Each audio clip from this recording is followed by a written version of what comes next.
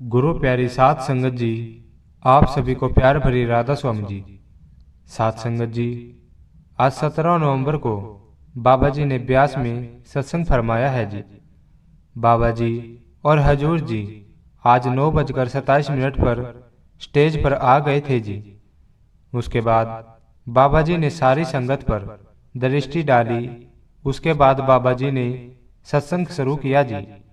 सत्संग में आज बाबा जी ने तीसरी पातशाही गुरु अमरदास जी की वाणी हर की पूजा दुर्लभ है संतों पर सत्संग फरमाया है जी। सत्संग की शुरुआत में बाबा जी ने फरमाया कि यह गुरु की वाणी है और तीसरी पातशाही हमें इस शब्द के जरिए समझाने की कोशिश कर रहे हैं कि भक्ति किसकी करनी है और कैसे करनी है।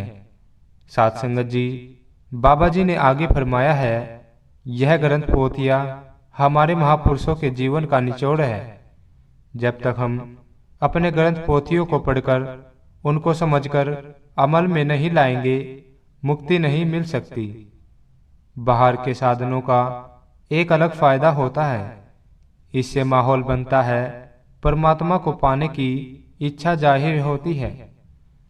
लेकिन सिर्फ सारी उम्र बाहर मुखी रहने से हमारा काम नहीं बनेगा जी। पहले तुक को लेकर बाबा जी ने फरमाया है कि संत महात्मा उस नाम के बारे में क्या बयां कर रहे हैं, हम आज तक समझ ही नहीं पाए। आगे आप जी ने शरीयत के बारे में समझाया। बाबा जी ने फरमाया कि किसी गूंगे को गुड़ देकर पूछो कि गुड़ कितना मीठा है, तो वह गूंगू के सिवा कुछ बयां नहीं कर सकता। इसलिए जब तक हम खुद करने का रास्ता अपनाकर इन सब चीजों को अंदर से महसूस नहीं करते, हमारा विश्वास नहीं बनेगा। अभी तो हमारा विश्वास सिर्फ सुनी सुनाई बातों के साथ जुड़ा हुआ है, लेकिन जब हमें कोई दुख या तकलीफ आती है तो हमारा विश्वास डोल जाता है और हम इधर उधर भटकने लग जाते हैं। बाबा जी ने आगे फरमाया है, जब तक हम खुद अपना ध्यान अंतर्मुखी फिर इंसान डोलता नहीं है, क्योंकि फिर जिम्मेवारी मालिक की बन जाती है। साथ संगत जी, आगे में एक तुक आती है, हर बिन सब किछ महला संतो। इस तुक को लेकर बाबा जी ने फरमाया है कि आमतौर पर जब किसी के घर जाते हैं या किसी गुरुद्वारे या मंदिर में जाते हैं तो मन में सोचते हैं कि खाली हाथ नहीं जाना चाहिए, इसलिए हम कोई तोहफा या कुछ चढ़ावा लेकर जाते हैं। ऐसे ही अगर हमने उस मालिक के सामने पैसा या प्रसाद भेंट करना है, क्या हमने मालिक को अपनी दौलत में से कुछ हिस्सा देना है? यह सब चीजें तो मालिक ने ही सबको दी है। क्या उसकी दी हुई चीज हमने उसको वापस देनी है?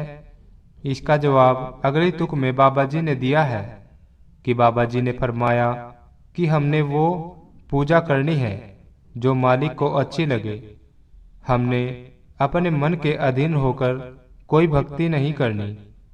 हमने गुरु की बताई युक्ति के अनुसार उस मालिक के भाने में रहते हुए भक्ति करनी है, तब जाकर हमारी पूजा मालिक के दरबार में कबूल होगी जी।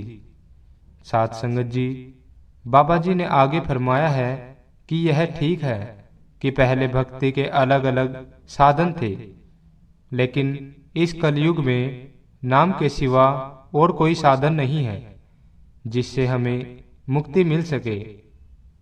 आप जी ने एक उदाहरण देकर समझाते हैं कि जैसे हमारा घर दाई तरफ है और हम जाना शुरू कर दे बाई तरफ, तो विचार कर कर देखो कि हम जितने कदम बढ़ाएंगे उतने ही हम अपने घर से दूर होते चले जा रहे हैं ना। ठीक इसी तरह भारी साधनों को अपनाकर हम मालिक को नहीं पा सकते। आगे बाबा जी ने समझाया कि इस कलयुग में सिर्फ नाम की कमाई के जरिए मुक्ति हासिल कर सकते हैं। आगे फरमाया है कि हम यह मत सोचे कि अगर हमने इस जन्म में भजन सिमरन से नहीं किया तो अगले जन्म में कर लेंगे। अगले जन्म का तो पता नहीं, हमें मौका मिले या ना मिले।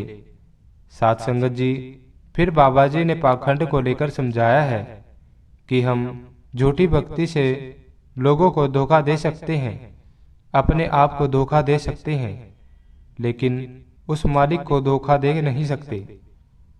वो मालिक हमारी रग रग से वाकिफ है कि हम कितने पानी में हैं। बाबा जी ने आगे फरमाया कि हम इतने साल से जुड़े हुए हैं, हमने इतने सत्संग सुने हैं, लेकिन क्या हमने अपने आप को बदल लिया है? जो हमें यहाँ सत्संग में बताया जाता है, क्या हम उस पर अमल करते हैं? बाबा जी ने फरमाया कि यहाँ किसी ने आपकी कोई हाजिरी तो नहीं लेनी। फिर आगे शब्द में एक तुक आती है, जिन अंतर शब्द आप पहचाना तिन गत मित पाई।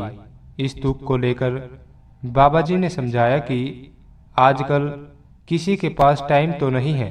घर में कोई वाक्य हो जाए तो हम किसी को पूजा पाठ कराने के लिए पैसे दे देते हैं। तो विचार करके देखो, क्या किसी और के पूजा पाठ करने से हमें कोई लाभ मिल सकता है? अब अगर बच्चा खुद पढ़ाई ना करे तो क्या उस बच्चे के लिए पढ़ाई कर सकते हो?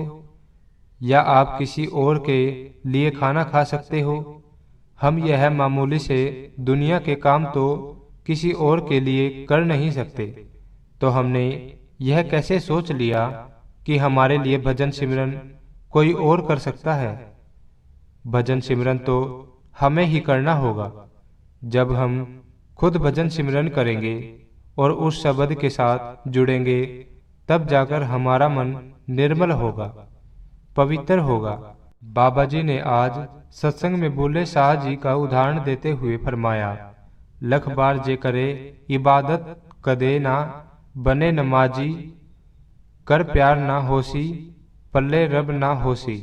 राजी भाव की हम उठते बैठते सजदे करते रहे, लेकिन तब तक हमारे अंदर मालिक के लिए प्रेम और प्यार नहीं है तो हमारी भक्ति कबूल नहीं होगी। फिर बाबा जी ने तीर्थों को लेकर समझाया।